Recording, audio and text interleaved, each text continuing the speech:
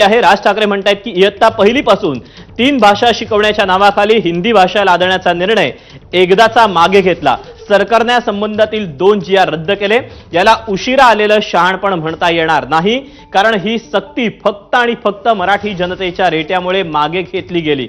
हिंदी भाषेसाठी सरकार इतका अट्टास का करत होतं आणि यासाठी सरकारवर नक्की कुठून दबाव होता हे मात्र अजून गूढच आहे। पण महाराष्ट्रात विद्यार्थ्यांनी हिंदी शिकावीच म्हणून 3 भाषा लादण्याचा जो प्रयत्न होता तो एकदाचा हाणून पाडला गेला आणि यासाठी महाराष्ट्रातील तमाम जनतेचं अभिनंदन। महाराष्ट्र नवनिर्माण सेनेनं एप्रिल 2025 पासून या विषयावर आवाज उठवला होता आणि तेव्हापासून हा मुद्दा तापायला लागला। त्यानंतर एक राजकीय पक्ष आवाज उठवायला लागले। महाराष्ट्र नवनिर्माण सेनेनं पक्षविरहित मोर्चा काढायचा ठरवल्यावर अनेक राजकीय पक्षांनी संघटनांनी त्यात सहभागी होण्याची तयारी दाखवली।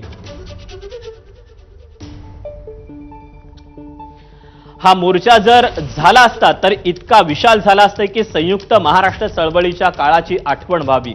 कदाचित या एकजुटीचा धसका सरकारनं घेतला असेल, पण हरकत नाही, ही भीती असली पाहिजे। अजून एक गोष्ट, सरकारनं पुन्हा एकदा नवीन समिती नेमली आहे। मी स्वच्छ शब्दात सांगतोय, समितीचा अहवाल येऊ दे किंवा नको येऊ दे, परंतु हे असले प्रकार परत खपून घेतले जाणार नाहीत म्हणजे नाहीत। ही गोष्ट सरकारनं कायमची त्यांच्या मनात कोरून ठेवावी। हा निर्णय कायमचा रद्द झाला आहे असं आम्ही गृहीत धरतोय आणि महाराष्ट्रातील जनतेनं पण हेच गृहीत धरलं आहे। त्यामुळे पुन्हा एकदा समितीच्या अहवालाचा घोळ घालू नका, अन्यथा या समितीला महाराष्ट्रात काम करू दिलं जाणार नाही याची नोंद सरकारनं घ्यावी। आता मराठी माणसानं पण यातून बोध घ्यायला हवा।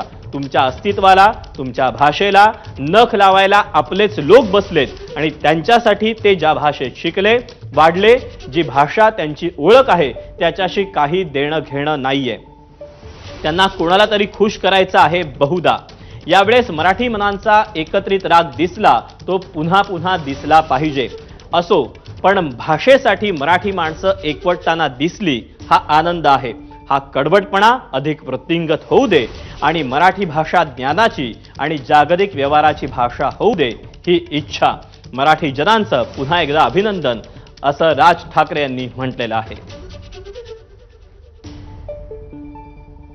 तेव्हा GR रद्द झाल्यानंतर राज ठाकरे यांनी ही पोस्ट केलेली आहे। महाराष्ट्रातील जनतेनं देखील हेच गृहीत धरलेलं असल्याचं राज ठाकरे यांनी आपल्या पोस्टमध्ये म्हटलेलं आहे।